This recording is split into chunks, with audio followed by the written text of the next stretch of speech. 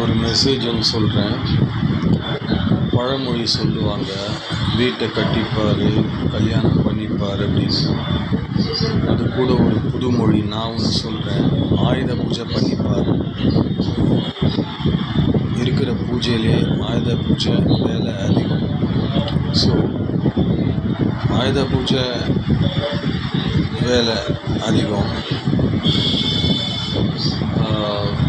திருமணம் வேலை ஆயுத பூஜையை விட அதிகம். வீட்டை கட்டுறது திருமண வேலையை விட அதிகம்.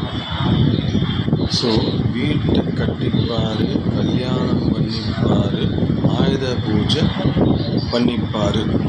இது நான் சொல்கிற ஒரு புதுமொழி. அடிஷ்னலாக ஒரே ஒரு மெசேஜ் தான் ஆட் பண்ணேன், ஆயுத பூஜை பண்ணிப்பார் அப்படின்னு.